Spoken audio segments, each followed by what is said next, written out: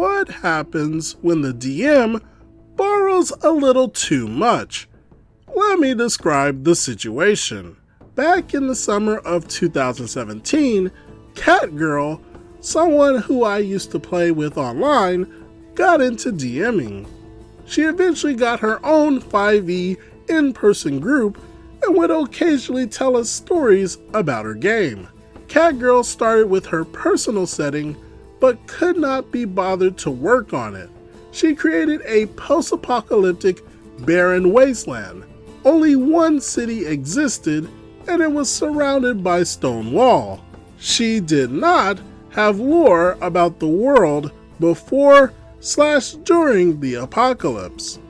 She inserted the biblical horseman because why not? As for Pantheon of Gods, every cleric needs choices.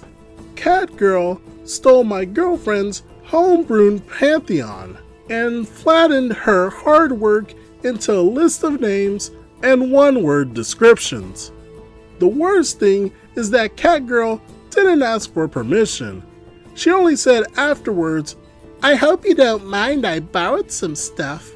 I do not know Catgirl's players, but if I recall correctly, they were all new. For character creation, Catgirl asked them to roll everything. First stats, then race, class, etc. This wasn't even a one-shot, but intended for a 1 to level 20 campaign. She kept telling how funny it was that one of her PCs had an int score of 4, and due to that, he was so stupid that he walked into a tree and almost killed himself as soon as the campaign began. As for plot, Catgirl had come up with something that was like a broken railroad. That is, she only had one direction for players to go to, but she didn't always give them a new hook after said story element was finished. This led to Catgirl's PCs spending entire sessions in taverns, where one time the most eventful thing of the session was picking a lock. I heard about this session a lot because Catgirl was so proud that she had ruled an arrowhead was too large to fit in a lock, but she generously let a PC try their claw. Catgirl was also proud about how good she was at improvising on the spot, and constantly talked about how she didn't need to prep. 6 months later, Catgirl told us that she had prepared a level 16 dungeon. She wanted to test it before running it to her group.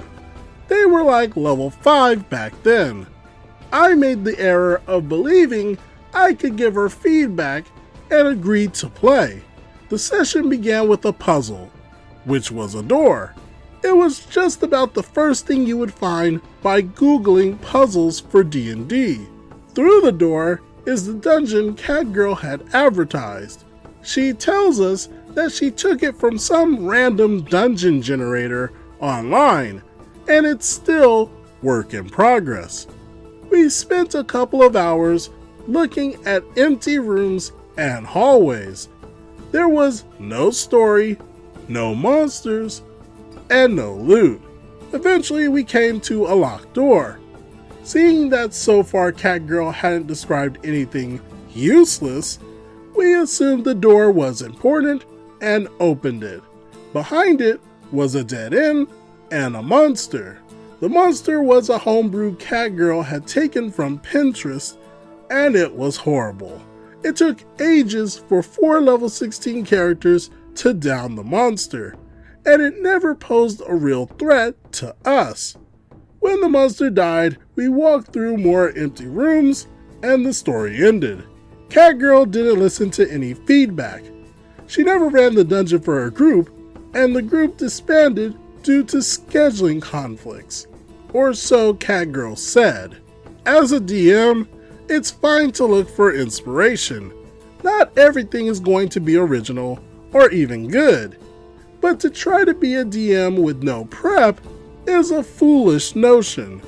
You have to prep a little to at least be able to handle the random things that your party might throw at you.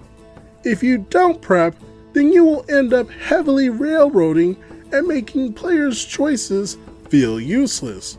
I truly feel sorry for these new players and hope they found another DM who knew what they were doing. What do you all think about this situation?